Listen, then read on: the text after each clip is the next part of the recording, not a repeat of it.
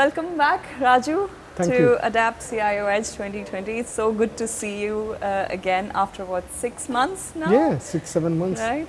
So how have the past 6 months been? I know that education sector was quite impacted by, the lockdown. What has your experience been? As with the rest of the world, we've all been affected obviously by COVID-19.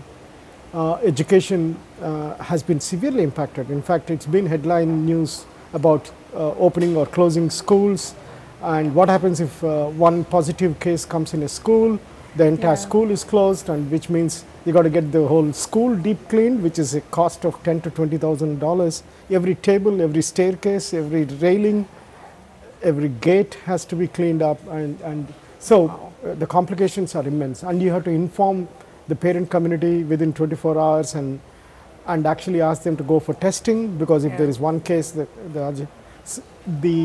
enormity of COVID-19 on schools, particularly for our management principals and the school executive, and of course for parents, has been quite drastic.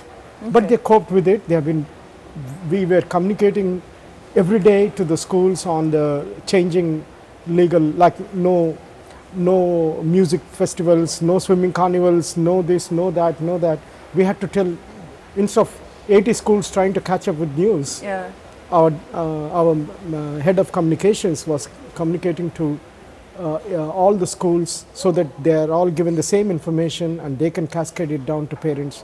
We have a platform to inform parents simultaneously. We have their email IDs and so on. Can we talk a little bit about that? Because communication has been a very critical part of the change that organizations went through, and everyone has been doing a great job at it. So I'd be interested to know. This is a practical live case. One school had 2 cases one fine day, unfortunately. It's a high school, but it has across the pavement there is a primary school. So we were worried that the secondary might impact on the primary, so we had to, of course, do the quarantine rules to inform the parents, the students and so on, and then we had to communicate to what could be possible contacts. If it's a year 9 child, the year 9 group becomes the close contacts, so they have to go for mandatory testing. And then the rest of the school need to be watching on that and can go for voluntary testing. So we had to communicate to 900 parents in 24 hours through our platform, student information platform. We have their IDs, their email IDs, so we could do that. And then further communication, the 2 became 7. It was a mini cluster. And the school had to be closed and deep cleaned, and then I think there is as per the rules, 1 to 2 weeks of closure. So education, particularly in the school education, has been severely affected. So there are a lot of downsides to it. There are a few upsides actually. I shouldn't be saying it upsides, but people have coped well enough to say that they can see some positivity in it. That was my next question. What was the response from parents? Because it's one of those situations where there are no other options, we could get more traction with technology in first 10 days of COVID closure than the last 10 years. Wow. Remote learning, remote working, accessing applications, teachers using technology, staff using technology. What we were preaching for 10 years, that this is a nice thing to do, why don't you do this, and so on. And yes, they would have probably tried a bit and never, but when COVID struck, they say the Zoom sessions went from this much to this. Wow. I'm talking about thousands of sessions, millions. So remote learning, remote working, fortunately the technology worked very well. Interesting. The only technology questions I had was, can I take my big monitor home? Can I take my swivel chair home? And things like that. Chair is not a technology thing, but it's related to the working, remote working, and they could access applications. They could, in fact, the productivity of purely technology stuff has gone up. Okay. Because they could do deep thinking, they could do concentrated work. They were collaborating every morning in a so-called digital stand-up. Yeah. And every half an hour, every day, half an hour in the morning, yeah, they have a stand-up. So every team, and they had their own little trivias and some social side to that. Okay. They invited me. My managers invited me to come and say they had a trivia. What's the most regular thing that you observe of so and so? Yeah. And just to have a go around and make fun of it and have some laugh. So the bonding was amazing. Actually, they bonded more than what they could do in the physical space, because physical space you always constrain yourself. Oh my God, someone is watching, so I better just keep doing. They adapted very well. So we see a lot of positives, but in terms of the core business, which is the teaching and learning, some students coped well, particularly the secondary, some higher secondary and so on. They had good study skills, good discipline. But if you take primary students, I think in the first 10 days, it was okay. I don't have to go to school. I can go and happy days. I can just jump around in the house. But after that, I think they started missing their friends, missing their. In fact, a little bit of reported anxiety, saying they're not being, and also a bit of behavioral tantrumness after the schools came back to the normal school-based learning, because probably something was bothering them, and they missed their discipline and this routine. Is within, so you're saying, mentioning, if I understand correctly, when it started 6 months ago, they would have started with a little bit of joy of joy and a bit of technology. Ending the school almost like a mini holiday, and then a realization that you're not going to meet your friends and not going to have that interaction. So once they came back, is that when you observed anxiety? Yeah, there was basically, it was a cumulative pent-up feeling that was showing up. So and how did you? What kind of behaviors showed that the signs? Signs of anxiety, signs of isolation, and a little bit of tantrumness or like a withdrawn behavior, can I say? The cases are very different. Some are more indisciplined, like primary kids not getting back into the routine of school.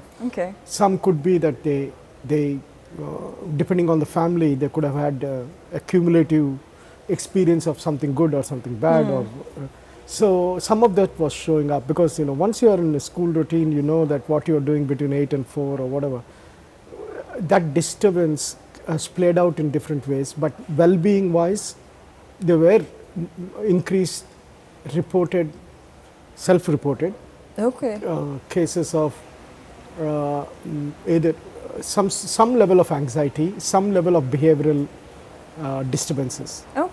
But in overall, in the scale of things, the parents coped very well. They could, but they also appreciated the teachers' work and the principal's work, because that's the first time they probably said, "Oh my God, this is hard." And just imagine, it's not 1 or 2 kids; it's 20 kids, 25 kids in the. So there was more appreciation to schooling, learning, the social side, the cognitive side, the behavioral side. So there are gains to take forward. There are many insights for both the system leaders and for parents and for the school leaders, because there are some good things that we could have used anyway. And I mean, we have seen graduations and awards being given remotely. The student of the year. That's an interesting point. The student of the year. So you've saved a lot of time. More parents can participate. Now it will become a duality. Even if it is 6 p.m. in the school hall, if you can't come, they'll say, by the way, if you can't come, just join by Zoom. This is the link. Live stream. So that means you are actually given more opportunity for engagement. You appreciate how the school is doing, how your child is doing, how learning occurs. Interesting. And yesterday when we were talking about the resilience, building resilience in that age, and now that this generation has seen an actual health crisis, what are some of your observations, and did you collect any data on how they are doing emotionally and how can the school help, and also because it's the first time for parents. Was there something new you did to help the parents understand and communicate better with them? It is in a way new. What we did is we annually we do a survey of our parents, students and teachers, the three most important entities for principals and for the school leaders to understand what the pulse of our situation is. And that annual survey this year had COVID related questions. Okay. So we had 5 questions for students, 5 questions for parents and 5 for teachers. How did you cope? And we framed the questions quite and were they clearly. related to emotional response? Very good point. Yeah, okay. 2 on well-being, 1 on technology and 1 on learning and so on, and 2 on learning. All so right. Totally 5 questions, because we do a survey called Tell Them From Me, which is a internationally validated survey, and we are subscribing to it. We are not the authors of it, but we actually use that because it allows comparability. So if you say, okay, your system says, 1 in 3 declared a little bit of anxiety or whatever, I can compare with, so what is it in Victoria or what is it in Canada? Yeah. So we have what you call norms, comparability of norms, to say, are we having more of it or less of it compared to the cohorts of similar age group in so that survey has given us additional insight. I mean, I think older primary kids like year 4, 5, 6, just when they start understanding the social side of things, and they had a bit of increased this thing. And 8, 9, 10, 11, 12, because they do a lot of academic workloads, studies, probably they cope with the silence and the discipline and using technology proficiently. 8, 9, 10, depending on their levels of engagement. There's no universal formula to how they coped, but we could see flavors of it coming out.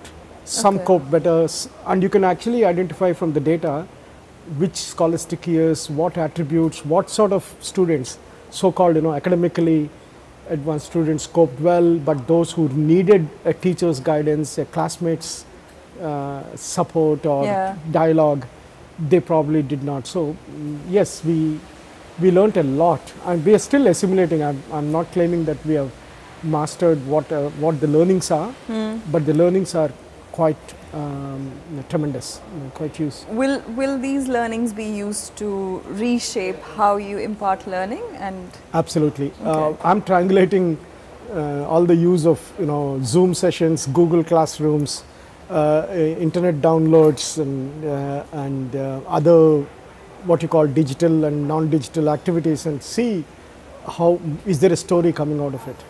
We have I have a manager of data storytelling, and she is picking up all the threads of it, and we are going to make a story out of it.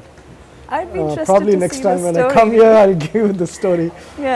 Because storytelling is not a common thing in school systems, but our executive director, he was very keen to make a narrative out of it in a way that is plain English, and quite you can communicate it easy to audiences, whether it's parents or even schools, because you don't want to put the techno babble there. You want to give the essence of it.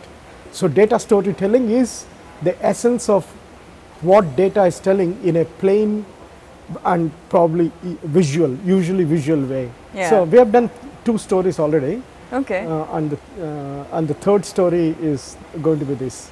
I'll share the 2 stories separately. I'm interested in will we see more behavioral knowledge or even psychology or psychology-based coping skills in subjects now in schools as a result of the crisis?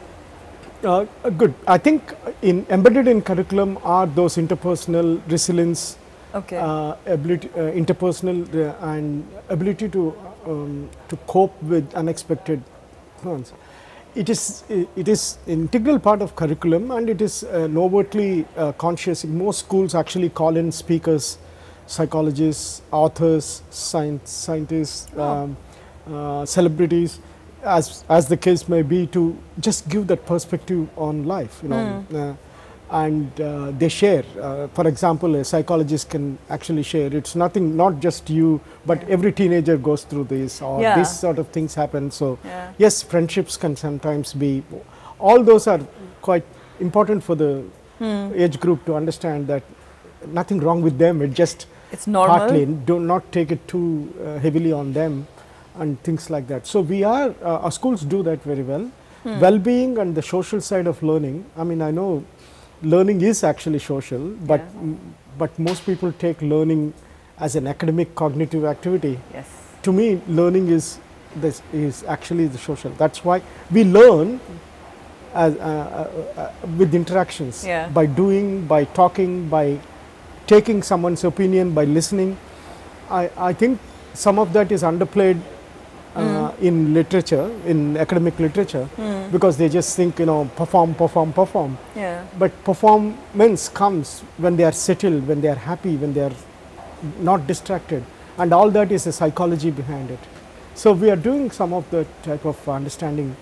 That is such an interesting aspect. And how do you see going forward, because technology has taken such a huge responsibility to, still enable continuity of business even in education sector and the way you are imparting learning. How do you see the intermingling of, one, there's this aspect of building resilience in people from the beginning to prepare them for all sorts of situations, and then two, there is this technology that's actually enabling them, and then the way you have been using data to monitor these behavioral aspects and these tiny cues which may not come out in everyday interactions with teachers. I think there's like an interplay of all these three factors. Do you think that will shape how education sector works in future? It is already shaping. Okay. All agreed. And technology is not always a positive impact. Okay. Because you might have seen the latest Netflix movie, The Social Dilemma. The documentary. Yes. And it is interesting that major technology players come out. Those who have been in the thick of it have actually come out and said, I've seen, it is not inherently dark, but it can be used in dark ways. Yeah. And that is what is also technology. For all the things that we do, we are also conscious that there is a small shade of dark in it, and we need to work consciously to avoid that. So that's from a learning point of view. But I mean, again, from a learning point of view, now how I understood the movie was it's more around, the social aspects or psychological aspects, especially validation from the social networks. And that probably will not really be happening in this learning platforms, or are we talking about gamifying them? No. Actually, what happens is, what if a child, as a student, I will say, a year 8 student gets early in the morning, if only you looked a bit, you were taller or better, or what if this, or something that upsets the person, the student, the whole day they might be thinking on this. And that means the learning will suffer. Because there is, and there are examples of that, the social media sometimes reinforces, sometimes it inflates, sometimes it deflates. And that deflating can actually affect a lot. Not so much the inflation may not, but deflation definitely affects the mood for learning, the conditions for learning. One of the conditions for learning is a happy, settled and undistracted child. Okay. And so we are conscious of the well-being aspects, the do's and don'ts of technology, and the social, the 3 dimensions that you're talking about. Have we conquered it? No one has conquered it. Are we monitoring it? We are the word monitoring might sound a bit too big brotherish, but we are pulsing regularly how our students and teachers and as the conference was talking about employee well-being. It's the well-being is not the reactive side of well-being. That means, because of that I can't work, or I'm not able to be productive. Well-being is also a journey.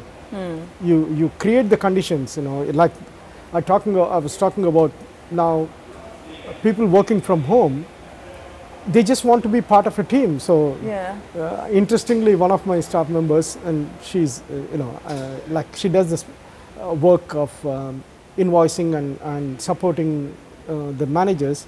She's not in any particular team per se. She's working more for me, so to speak. But I asked her to join the other teams and do the Zooms, and that way she was happier because she belongs somewhere rather than just talking to one person on Zoom or once in a while. So I think everyone likes to belong, and that belonging leads to reinforcement of social side of things, and that improves productivity. So as Atlassian's Scott Fucker said, he actually put it very well. Culture is everything. If culture is there, the rest it can be built. So I'm seeing that whatever little we have done in our diocese, because Tell Them From Me is a culture-based survey. It's not purely an academic survey. It's a. Can we talk a little bit more? Can we understand a bit more about the framework? Is it a framework? Could you explain it? It is based on a framework. It's based on a validated, what they call child development psychology. Okay. It's not ours. We just subscribe to it. It's from Canada, and done with a lot of research and validation. So it's not just unleashed on us without. Every question, every word in the question has been checked out to mean what it is. And of course, it is more North American language than Australian, but it's by and large very, very good. And we have been using for 3 years now continuously. Our schools like it, our principals, teachers, and there is a lot of validity. We pulse the changes because if the parental engagement is a little bit low in a school, and we get that from the parents, the schools do something the next year, and then next year they can't wait to see whether they have actually gone up. And we have given the what you call the delta, measurable comparison. So it's important, like with any other business, to pulse regularly. In our case, we do an annual one, and we don't use the commercial NPS because it doesn't have a direct applicability of a. So we don't use those frameworks. We use educational frameworks. Okay, interesting.